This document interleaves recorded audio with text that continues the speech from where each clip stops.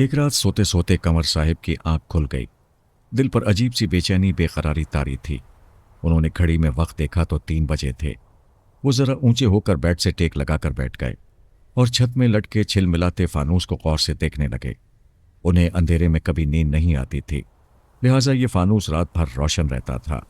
लेकिन बाहर की रोशनी से भी कभी दिल का अंधेरा दूर हुआ है। दिल में रोशनी तो मोहब्बत से पैदा होती है, उन नेकियों से होती है जो करके दरिया में डाल दी जाती हैं। कंवर साहिब ने नेकी करना सीखा ही ना था। उन्होंने तो जो सितम करना सीखा था उसी को जिंदगी का शुआर बना लिया था।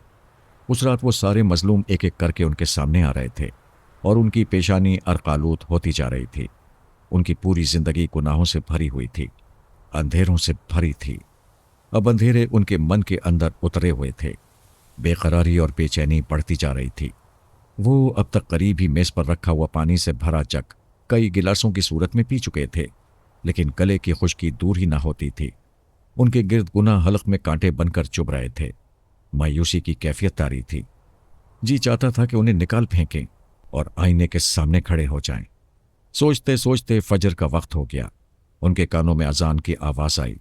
ये कहीं दूर से आती हुई मालूम हो रही थी। शायद आज हवा का रुख हवेली की तरफ था। ये अजान उनके अता करदा लाउड स्पीकर से आ रही थी। ये वही लाउड स्पीकर था जिसे बख्शते हुए उन्होंने कहा था, मौलवी जी, इसका रुख हवेली की तरफ ना हो। आज उसी लाउड स्पीकर से बड़ी धीमी धीमी अजान की आवाज़ आ रही थी और उनका जी चाह रहा था कि यह आवाज़ किसी तरह तेज हो जाए ताकि वो पूरे सुकून के साथ उसे सुन सकें। अजान ख़त्म हुई तो वो लम्हा आ पहुंचा जो हिदायत से पुर होता है, जो रोशनी से भरा होता है, और उस लम्हे इंसान की काया पलट जाती है। उस वक्त कंवर साहिब के दिल में बेख्तियार नमाज पढ़ने की ख्वाहिश जागी, और यह ख्वाहिश इतनी तेज थी कि उन्हें महसूस हो रहा था जैसे कोई खींचकर बाथरूम की तरफ ले जा रहा हो, कह रहा हो, चलो वज़ू करो। कंवर साहब को याद नहीं था कि पिछली नमाज उन्होंने कब पढ़ी थी। शायद बचपन में पढ़ी हो, क्योंकि जब से उन्होंने होश संभाला था, यानी जवान हुए थे, उन्होंने कभी नमाज ना पढ़ी थी। नमाज पढ़ने खड़े हुए तो आंखों से निदामत का चश्मा जारी हो गया। जिस्म पर लर्ज़ा तारी था और आंसू थे कि रोके न रुक रहे थे। आंसू के हर कतरे के साथ गुनाह बह रहे थे, जुल्म पिघल रहे थे, और उनके अंदर से एक नया इंसान नमूदार हो रहा था। जब याकूब लाहौर से वापस आया तो उसे पुराने कंवर साहिब कहीं नजर न आए, जो ज़रा सी बात पर इंसान की ज़िंदगी छीन लिया करते थे, उसे जिंदा दरगोर कर देते थे और कभी पशेमान न होते थे। आज वही कंवर साहिब असर की नमाज से फारिग होकर बाग में बैठे कोई दीनी किताब पढ़ रहे थे। रानी हस्बे मामूल उनके कदमों में बैठी थी। वो गाहे बगाहे उसके सर पर हाथ फेर रहे थे। उस मेज पर, जिस पर इस वक्त जामो मीना को होना चाहिए था, खाली पड़ी थी। उन्होंने शराब पीने से तौबा कर ली थी। हवेली में दाखिल होते ही उसे कंवर साहिब के बारे में सारी तफसील मालूम हो गई। ये सब सुनकर उसे बहुत खुशी हुई। किताब पढ़ते पढ़ते जब कंवर साहिब ने सर उठाया तो सामने याकूब को खड़ा पाया। याकूब की पहली मर्तबा शक्ल दिखाई थी और ज़ाहिर याकूब की आमद खामाखाना थी। छोटी बेगम ने जल्दी जल्दी अपनी आंखों से आंसू पोंछे और किसी कदर नाराज़ी से बोली, याकूब, तुमने हमारे साथ अच्छा नहीं किया। हमारे मना करने के बावजूद तुमने कंवर साहिब को सब कुछ बता दिया। छोटी बेगम साहिबा, मैं सरकार का नमक ख्वार हूँ। मैं उनसे कोई चीज़ नहीं छुपा सकता, और इस वक्त मैं आपके लिए खुशखबरी लेकर आया हूँ। खुशखबरी? छोटी बेगम ने फौरन अपना दिल संभाल लिया। जल्दी सुनाओ याकूब, जल्दी सुनाओ। सरकार ने आपको याद किया है। वो इस वक्त अपने बेडरूम में हैं। आप वहाँ जल्द अज जल्द पहुँच जाइए। अच्छा, अब मैं चलता हूँ। याकूब, सुनो तो, छोटी बेगम ने तड़प कर कहा। जी। वो जाते जाते रुक गया। क्या कंवर साहिब ने हमें माफ़ कर दिया है? इसका जवाब आपको सरकार ही दे सकते हैं। तुमने उनके मूड से कुछ अंदाज़ा लगाया? उनके मूड से कुछ अंदाज़ा लगाना बहुत मुश्किल है बेगम साहिबा। जब वो मुस्कुरा रहे हों तो ज़रूरी नहीं कि अंदर से भी मुस्कुरा रहे हों। हो सकता है उन्हें अंदर ही अंदर गुस्सा आ रहा हो, या जब उनकी पेशानी पर शिकने पड़ी हों तो ज़रूरी नहीं कि वो नाराज़ ही हों, वो अंदर से खुश भी हो सकते हैं। याकूब ने अपने मालिक की शख्सियत का तज्जिया पेश किया। तुम ठीक कहते हो याकूब, वाकई उनका चेहरा देखकर किसी नतीजे पर पहुंचना बहुत मुश्किल होता है। तुम जाओ, मैं ज़रा तैयार होकर आती हूँ, छोटी बेगम ने कहा। जी बेहतर। ये कहकर वो कमरे से निकल गया। कोई 15-20 मिनट बाद जब छोटी बेगम जल्दी जल्दी तैयार होकर कमरे से बाहर निकलीं तो उन्होंने हवेली के तमाम दरवाजे खुले पाए। दरवाज़ों को खुला देखकर उनके दिल में खुशी की लहर उठी। शायद कंवर साहिब ने उन्हें मुआफ़ कर दिया है, शायद फिर से बाहर के दिन आ गए हैं। जब छोटी बेगम बेडरूम में दाखिल हुई तो उन्होंने कंवर साहिब को बेड पर तकियों के सहारे बैठे देखा। चंद लम्हों के लिए छोटी बेगम खुले दरवाजे की चौखट पर रुकीं। उन्होंने पुरशौक निगाहों से कंवर साहिब की तरफ देखा। कंवर साहिब ने भी नजरें उठाईं, लेकिन उन नजरों में कुछ न था, खाली और वीरान नजरें। वो उन्हें देखकर हिले तक नहीं, बस जिस तरह बैठे थे वैसे ही बैठे रहे। छोटी बेगम छोटे छोटे कदम उठाकर बेड तक आईं और कंवर साहिब को झुककर सलाम किया। आदाब बेगम साहिबा, आइए बैठिए, कंवर साहिब ने बड़े नॉर्मल अंदाज में कहा, जैसे ये मुलाकात 6 माह बाद ना हुई हो, 6 घंटे बाद हो रही हो। कंवर साहिब आप कैसे हैं? छोटी बेगम उनके नज़दीक बैठते हुए बोली। अब हमारा क्या पूछती हैं? कंवर साहिब ने बड़े ठहरे हुए लहजे में बात शुरू की। हम तो उस दिन को पछताते हैं जब हमने आपको पहली बार देखा था। काश हमने आपको न देखा होता। क्या हुआ कंवर साहिब? छोटी बेगम ये सुनकर तड़प उठी। दिल धक से रह गया। जो कुछ हो चुका, अब इससे ज़्यादा क्या होगा? फिर भी कुछ बताइए तो। हमने आपके लिए अपनी बेटी सादिया को छोड़ दिया। जब से आपने हवेली में कदम रखा, उसने हवेली में कदम रखना खुद पर हराम कर लिया। शादी के बाद बस एक ही बार, वो भी आपकी ख्वाहिश पर, हम लाहौर गए थे और वहाँ जो कुछ हुआ आप अच्छी तरह जानती हैं। उसके बाद से हमने कभी लाहौर का रुख नहीं किया। जी मैं जानती हूँ, छोटी बेगम ने कहा। क्या सादिया की तरफ से कोई बात हुई है? नहीं, उस मासूम बच्ची की तरफ से क्या बात होगी? भला वो हमारी बेटी है, बिल्कुल हमारी तरह अनापरस्त। वो हमें उसी तरह भूल गई जैसे हम उसके बाप ही नहीं, और हम भी शायद उसे उसी तरह भूल गए थे। कंवर साहिब के लहजे में बड़ा दुख था। कंवर साहिब, मुझे एक बार लाहौर भेज दीजिए, इस मर्तबा मैं उसे मना लाऊंगी। छोटी बेगम ने बड़े यकीन से कहा। आप उससे किस मुंह से मिलने जाएंगी? अगर गई भी तो इस मर्तबा वो आपके मुंह पर थूक देगी। कंवर साहिब की आंखों में जैसे बिजलियां सी चमकने लगीं। नहीं नहीं, ऐसा नहीं होगा। हाँ, ऐसा कहाँ होगा भला? आप लाहौर सादिया से मिलने जाएंगी और वहां जा मिलेंगी फहद से। फहद का नाम सुनकर कौसर को करंट सा लगा। वो एकदम पीछे को हो गई, चेहरे पर जर्दी फैल गई और हाथ पांव कांपने लगे। वो सोचने लगी यह फहद का नाम उनके जहन में कहाँ से आ गया। उसने तो इस नाम को अपने दिल के तहखानों में छुपा रखा था। उसने तो कभी सादिया को भी नहीं बताया था। फिर ये नाम कंवर साहब ने कहाँ से लिया? वो बेवकूफ़ यहाँ तक क्या आ पहुँचा है? शायद ऐसा ही हुआ होगा। मैं जो करता हूँ उससे आपकी इज्जत खराब नहीं होती, लेकिन आपने जो कुछ किया उससे मेरी इज्जत 2 कौड़ी की होकर रह गई है। बताइए, इसकी क्या सज़ा दूँ आपको? ये फहद का नाम आपको किसने बताया? खुद फहद ने। क्या वो यहाँ आया था? आया था नहीं, आया हुआ है। वो मेरी कैद में है और अपनी किस्मत के फैसले का मुंतज़िर। कंवर साहिब ने बड़ी तलखी से कहा। कंवर साहिब, आप मुझे जो सज़ा देना चाहें दे लें, लेकिन उसे छोड़ दीजिए, कौसर ने बड़े ठहरे हुए लहजे में कहा। यह सुनकर कंवर साहब के अंदर कई आतिशफिशां फटे। वो बेड पर सीधे होकर बैठ गए। उनकी आंखें लावा उगल रही थीं और दांत भिजे हुए थे। तब उन्होंने बैठे बैठे एक फैसला किया और इस फैसले पर फौरी अमल दरामद के लिए घंटी बजाई। चंद लम्हों के बाद एक मुलाजमा अंदर दाखिल हुई। जी सरकार। याकूब। जी बेहतर सरकार। हुक्म सुनकर वो उल्टे कदमों लौट गई। कौसर, मैंने अपनी जिंदगी में हर तरह की औरतें देखी हैं, लेकिन तुझ जैसी कमीनी औरत मैंने आज तक नहीं देखी। अब तू न सिर्फ खुद सजा भुगतेगी, बल्कि अपने यार को भी अपनी आंखों के सामने सजा पाते देखेगी।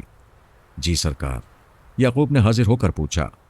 फहद को यहाँ लाओ और एक प्याला भी। याकूब ने खामोशी से इस बात में गर्दन हिलाई और तेजी से कमरे से निकल गया। याकूब के निकलते ही कौसर कंवर साहिब के कदमों में गिर पड़ी और रोते हुए कहने लगी, कंवर साहिब मुझे मुआफ़ कर दें। कंवर साहिब फौरन पीछे हट गए और बड़े गुस्से से कहने लगे, जलील औरत, खामोश बैठ। कौसर ने इतने गुस्से में कंवर साहिब को कभी नहीं देखा था। वो सहम कर पीछे हटी और बेड के एक कोने में बैठ गई। याकूब ने हुक्म बजा लाने में बहुत मुस्तैदी का सबूत दिया। उसने बिला ताखीर दोनों चीज़ें पेश कर दी। फहद कमरे में दाखिल हुआ तो उसकी हालत बिगड़ी हुई थी। चेहरे पर कई जख्मों के निशानात थे, कपड़े फटे हुए थे। क्या हुआ इसे? कंवर साहिब ने पूछा। सरकार, इसने फरार होने की कोशिश की थी। अच्छा, इसे मालूम नहीं कि यह किसकी गिरफ्त में है? इसे बता दिया गया है सरकार। इसे तो हम बताएंगे। پھر وہ یعقوب سے مخاطب ہو کر بولے، یعقوب تم ٹھہرو، باقی لوگوں کو باہر بھیج دو۔ یہ حکم سن کر وہ محافظ جو فہد کو گرفت میں لیے ہوئے تھے فوراً باہر چلے گئے۔ دروازہ بند ہو گیا۔ یعقوب نے حکم کی تعمیل کی، بیٹھو فہد، ہم نے جب تمہارا ذکر کوثر سے کیا تو اس نے ہم سے تمہاری رہائی کی درخواست کی اور خود سزا بھگتنے کی آرزو کی۔ اس کی خواہش کے احترام میں ہم نے سوچا کہ تمہیں آزاد کر دیں، دنیا کی ہر فکر سے آزاد۔ فہد نے کوئی جواب نہ دیا، اس کے حواس پہلے ہی گم تھے۔ بس اس نے ایک نظر کوثر کو دیکھا، اداسی اور بے بسی سے۔ کنور صاحب نے میز سے سرخ مشروب سے بھرا چاندی کا پیالہ اٹھانے کا حکم دیا۔ پیالہ اٹھاؤ۔ یہ سن کر یعقوب تیزی سے آگے بڑھا۔ نہیں تم کوثر، یہ حکم میں نے تمہیں دیا ہے۔ اس پیالے میں کیا ہے؟ کوثر نے کانپتی ہوئی آواز میں پوچھا۔ زہر، بہت سچائی سے بتایا گیا۔ نہیں، یہ زہر میں نہیں پلاؤں گی، پلانا ہوگا اور پھر خود پینا ہوگا، بس یہی نجات کا راستہ ہے۔ کنور صاحب آپ بہت ظالم ہیں، میں جو کچھ ہوں خوب جانتا ہوں، آپ کی تشریح کا محتاج نہیں۔ کوثر بیگم پیالہ اٹھاؤ، میرے پاس وقت بہت کم ہے، اگر آپ نے فوراً میرا حکم نہ مانا تو مجھے منوانا بھی آتا ہے اور اس بات سے آپ اچھی طرح واقف ہوں گی۔ کوثر کیا؟ یہ بات تو اب فہد کو بھی اچھی طرح معلوم ہو گئی تھی کہ اس کالی حویلی میں جو کہا جاتا تھا وہ کر کے دکھایا بھی جاتا تھا۔ تب کوثر نے لرزتے ہاتھوں سے وہ چاندی کا پیالہ اٹھایا جس میں سرخ رنگ کی موت رقصاں تھی۔ کوثر کو ہاتھ میں پیالہ لیے اپنی طرف بڑھتے دیکھ کر فہد کے جسم میں کپ کپی طاری ہو گئی۔ وہ نہیں کہہ کر 2 قدم پیچھے ہٹا۔ کنور صاحب نے اشارہ کیا۔ یعقوب نے پستول کی نال اس کی کمر سے لگا دی۔ وہ کہنے لگا، پیچھے نہیں، آگے بڑھو، اگر اب تم پیچھے ہٹے تو میں فوراً گولی چلا دوں گا۔ موت کو پیچھے رقصہ دیکھ کر وہ فوراً آگے بڑھا۔ کوثر اب اس کے نزدیک آ چکی تھی۔ اس نے بہت گہری نظروں سے فہد کو دیکھا اور بہت میٹھے لہجے میں کہنے لگی، فہد میں تمہارے بغیر ادھوری ہوں، مرد بنو، اس زہر کو خوشی سے پی لو اور ان سب کو بتا دو کہ تم بھی میرے بغیر ادھورے ہو۔ لو، اسے پی لو، اس میں تمہاری موت نہیں ہماری زندگی ہے۔ لاؤ، میں اسے پی لیتا ہوں اور بتا دیتا ہوں کہ موت ہمارا کچھ نہیں بگاڑ سکتی۔ پلاؤ مجھے۔ کوثر نے آنسو بھری آنکھوں سے فہد کو دیکھا، مسکرائی اور بڑے پیار سے کہنے لگی، مجھے تم پر فخر ہے فہد، لو لب واہ کرو۔ فہد نے ہونٹ کھولے تو کوثر نے جلدی سے آگے بڑھ کر اس کے ہونٹوں سے موت کا جام لگا دیا۔ وہ غٹا غٹ کر کے موت کو گھونٹ گھونٹ پیتا چلا گیا۔ پیالہ ختم ہوتے ہی وہ زمین پر گرا اور کسی زخمی پرندے کی طرح تڑپنے لگا۔ کوثر پیالہ پھینک کر اسے سنبھالنے کے لیے پڑی تو کنور صاحب نے زور سے دھکا دے کر اسے بیڈ پر گرا دیا اور کہنے لگے، اسے زہر پلایا ہے تو اسے تڑپتا ہوا بھی دیکھ۔ کوئی 10 منٹ تک فہد موت و زیز کی کشمکش میں رہا۔ کوثر سے اس کی یہ حالت دیکھی نہیں گئی، وہ بے ہوش ہو گئی۔ کچھ دیر بعد فہد بھی ٹھنڈا ہو گیا۔ آدھے گھنٹے بعد بڑی کوششوں سے کوثر کو ہوش میں لایا گیا۔ اس نے آنکھیں کھول کر دیکھا، فہد اسے قالین پر بڑے پرسکون انداز میں لیٹا نظر آیا۔ چلو اٹھو، کنور صاحب نے اسے ٹھوکر لگاتے ہوئے کہا۔ وہ تو چلا گیا، اب تم بھی جاؤ، وہ تمہارا انتظار کر رہا ہوگا، جس کے بغیر تم ادھوری ہو۔ ہاں سفاک آدمی، میں اس کے بغیر ادھوری ہوں، میں بھی جا رہی ہوں۔ میرا اب یہاں کیا ہے؟ یہ زہر تو تمہیں خود ہی اٹھا کر پینا ہوگا۔ کوثر ہمت کر کے اٹھی۔ اس نے بڑے عزم سے چاندی کا پیالہ اٹھایا، چند لمحے فہد کی لاش کو دیکھا اور آنکھیں بند کر کے موت کو منہ لگا لیا۔ بس ابھی آیا ہوں سرکار۔ یعقوب نے بندھے ہاتھوں کو کھولا۔ کیا خبر لائے ہو؟ سرکار، آپ کا اندازہ صحیح تھا، وہاں ایک لڑکا پہلے ہی روز جال میں پھنس گیا تھا۔ یعقوب کے ہونٹوں پر خشکی آنے لگی تھی۔ سچ تو بہرحال بولنا ہی تھا۔ کون ہے وہ؟ کنور صاحب نے دینی کتاب ایک طرف میز پر رکھ دی اور آنکھوں سے انگارے برساتے ہوئے بولے، خاموش کیوں ہو؟ بولتے کیوں نہیں؟ کون ہے وہ لڑکا؟ یعقوب کی سمجھ میں نہیں آ رہا تھا کہ وہ کس طرح اپنے بیٹے ایاز کا ذکر کرے، کس منہ سے بتائے کہ وہ اس کا اپنا خون ہے جس نے حویلی کی عزت پر ہاتھ ڈالا۔ وہ اپنے خشک ہونٹوں پر بار بار زبان پھیر رہا تھا، حلق میں کانٹے چبھ رہے تھے۔ وہ زیادہ دیر خاموش نہیں رہ سکتا تھا اور سچ کو جھوٹ بتانے کی ہمت بھی نہ تھی۔ فوراً ہی کچھ کہنا تھا، کچھ بولنا تھا۔ سرکار، چھوٹی بیگم کو یہاں بلوا کر ان سے پوچھیں تو زیادہ بہتر ہوگا۔ میں نے تمہیں کس لیے بھیجا تھا؟ بولو۔ میں اپنا کام کرایا ہوں سرکار، آپ کے لیے معلومات اکٹھا کر لایا ہوں سرکار۔ آپ مجھے بے شک گولی مار دیں लेकिन उस लड़के का नाम मुझसे न पूछें। याकूब ने आंखों में आंसू भर कर कहा। कमर जहां ज़ेब का गुस्सा तब हैरत में बदल गया। तुम उसका नाम बताते हुए क्यों डर रहे हो? क्या तुम्हारी उससे कोई रिश्तेदारी है? उन्होंने पूछा।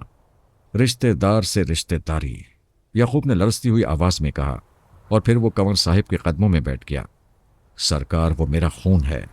बदबख्त, वो मेरा बेटा अयास है सरकार। आप उसे मुआफ कर दें, मैं उसे समझाऊंगा।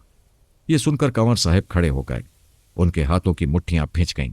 चेहरा सुर्ख हो गया। लगता था जैसे आतिशफिशा की तरफ फट पड़ेंगे, लेकिन वो जब्त करके मुंह से एक लफ्ज न बोले और याकूब को अपने कदमों से हटाकर हवेली में चले गए। हवेली में पहुंचकर उन्होंने किसी को टेलीफोन किया और बड़ी देर तक उसे हिदायत देते रहे।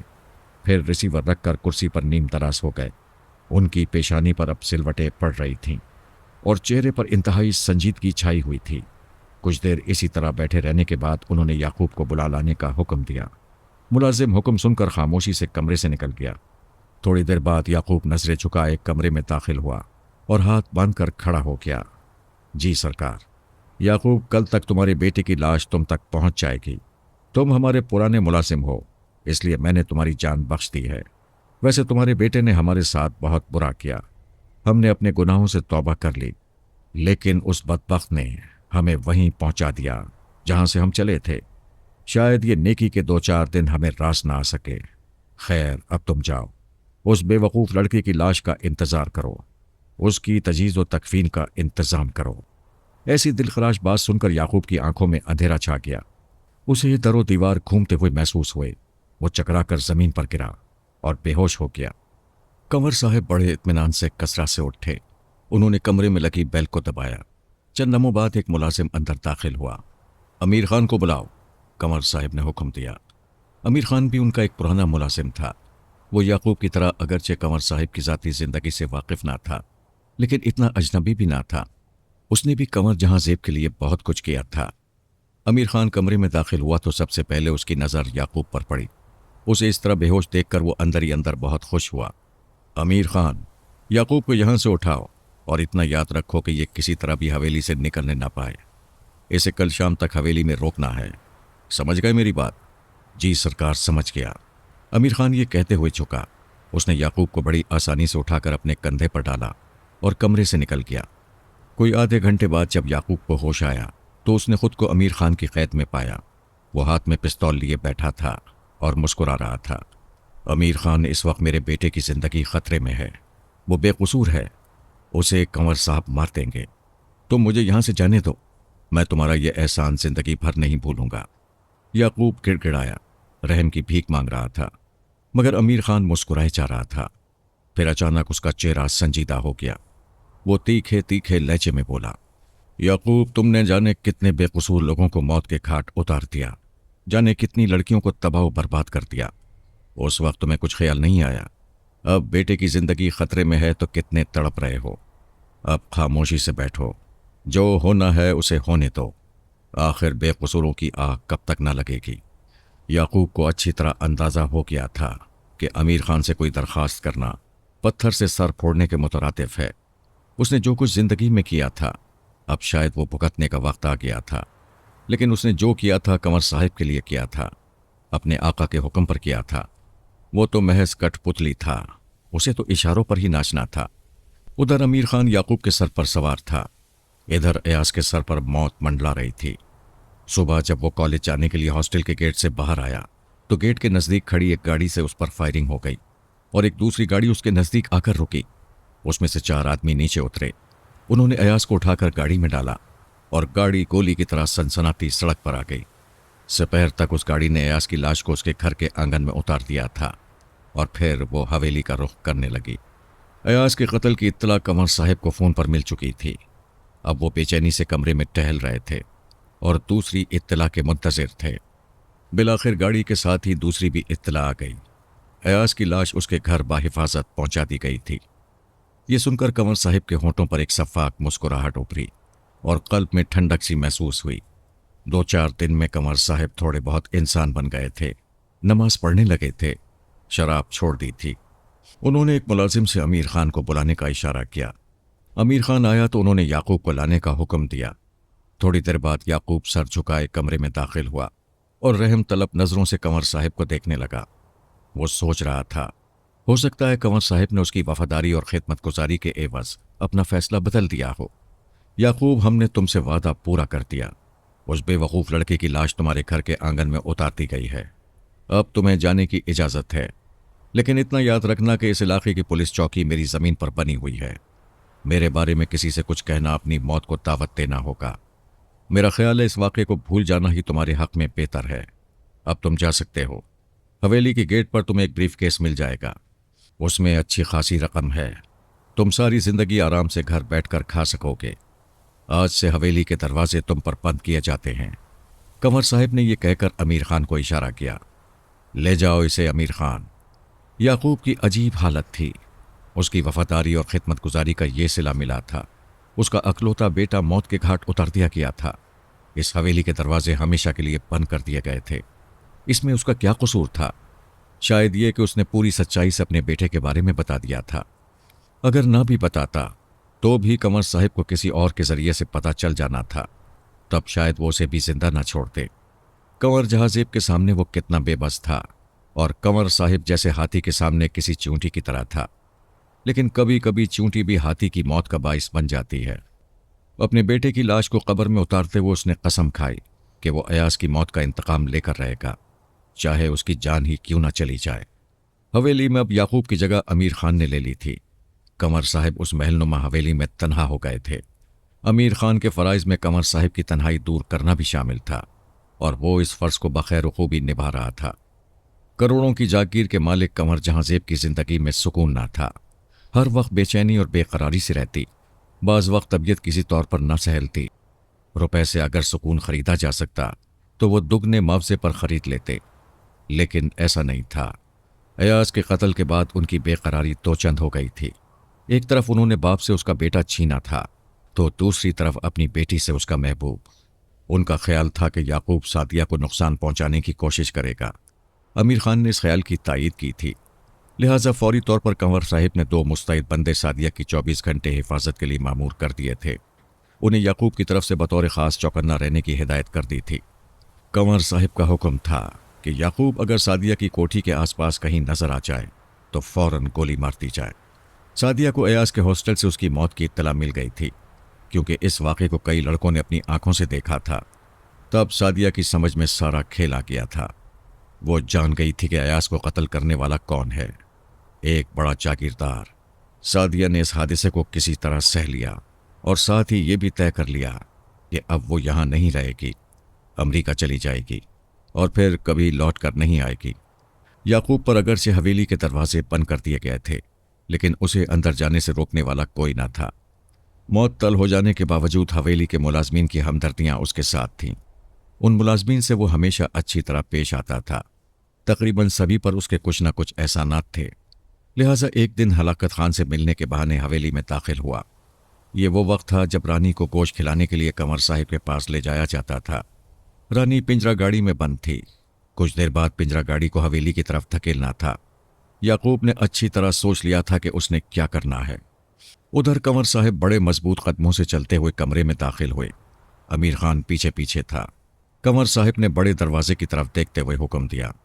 امیر خان بڑا دروازہ کھولنے کے لیے تیزی سے بڑھا، تبھی کمرے کے باہر ایک فائر کی آواز سنائی دی۔ امیر خان نے جلدی سے دروازہ کھولا تو رانی دھاڑتی ہوئی کمرے میں داخل ہوئی۔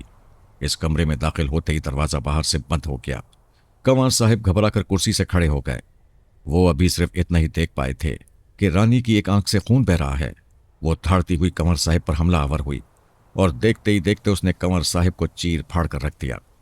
امیر خان نے چھوٹے دروازے سے جو حویلی میں کھلتا تھا بھاگنے کی کوشش کی، لیکن رانی نے اسے پیچھے سے دبوچ لیا اور اس کی گردن منہ میں لے کر ایک جھٹکے سے توڑ دی۔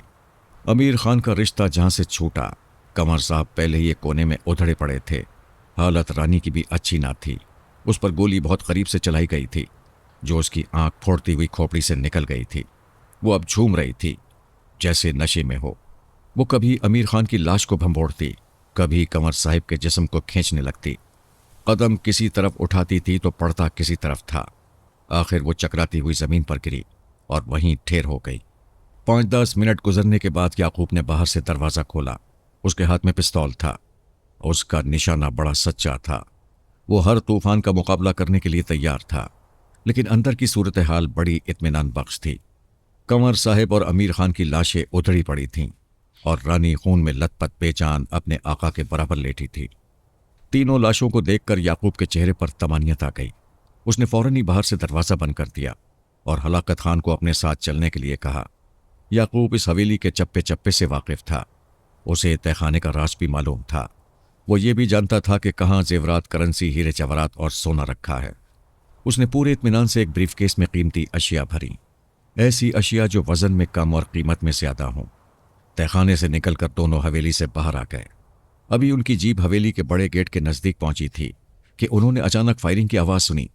فائرنگ کے ساتھ ہی دونوں محافظوں کو زمین پر تڑپتا پایا۔ یعقوب نے جیپ کو فوراً بریک لگائے اور پستول جیب سے نکال لیا۔ اب فائرنگ کرنے والے سامنے آ چکے تھے۔ وہ جیپ پر سوار تھے اور تعداد میں 4 تھے۔ ان کے ہاتھ میں جدید اسلحہ تھا۔ ایک پستول ان کا کچھ نہیں بگاڑ سکتا تھا۔ پھر بھی یعقوب نے ہمت نہ ہارتے ہوئے ایک فائر کیا، لیکن ہلاکت خان کی کونی لگنے سے اس کا ہاتھ ہل گیا اور اس کا نشانہ خطا ہو گیا۔ بس پھر اس کے بعد اسے دوسرا فائر کرنے کی مہلت نہ ملی۔ گولیاں ان پر بارش کی بوندوں کی طرح برسیں۔ وہ دونوں گاڑی میں ہی ڈھیر ہو گئے۔ یعقوب نے مرتے مرتے ان 4 ڈاکوؤں میں سے ایک کو پہچان لیا تھا اور حیران رہ گیا تھا کہ وہ کوثر یعنی چھوٹی بیگم کا بڑا بھائی محمود تھا۔ محمود نے اسی دن جس دن کوثر کی میت گھر آئی تھی، حویلی میں ڈاکہ ڈالنے کا ارادہ کر لیا تھا۔ اس نے سارا مال اپنے قبضے میں کیا اور اپنے ساتھیوں کو وہاں سے نکل چلنے کا اشارہ کیا۔ چند لمحوں بعد ہی ان کی جیپ حویلی کو پیچھے چھوڑ گئی۔ آج حویلی کے ملازمین پر بڑی افتاد پڑی تھی۔ پہلے انہیں رانی کی دھاڑنے کی آوازیں سنائی دی تھیں۔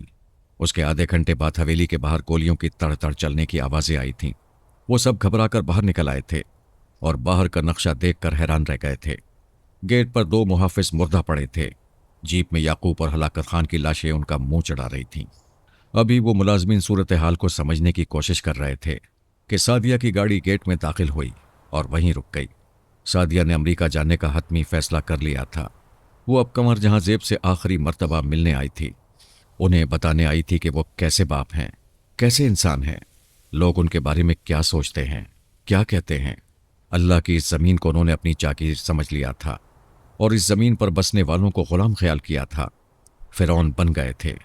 انہوں نے کیا بویا تھا اور کیا کاٹ رہے تھے۔ اس کے ذہن میں بہت کچھ تھا۔ ایک لاوا تھا جو اس کے ذہن میں پک رہا تھا۔ وہ پھٹ پڑنے کے لیے ہی یہاں آئی تھی، لیکن یہاں تو سین ڈراپ ہو چکا تھا۔ اس کے اسٹیج پر آنے سے پہلے ہی پردہ گر گیا تھا۔ تب اس نے امریکہ جانے کا ارادہ ملتوی کر دیا۔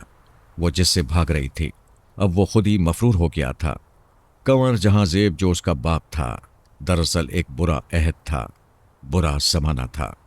اب یہ برا عہد، یہ برا زمانہ ختم ہو گیا تھا۔ تب سعدیہ نے اپنے لوگوں کو جو اس کے باپ کی نظر میں غلام تھے اکٹھا کر کے یہ نوید سنائی۔ یہ دور تک پھیلی ہوئی زمین جس پر میرا باپ قابض تھا، جسے وہ اپنا کہتا تھا اور اسی نشے میں انسان کو انسان نہ سمجھتا تھا، اس پر اکڑ کر چلتا تھا، اب تم لوگوں کی ہے۔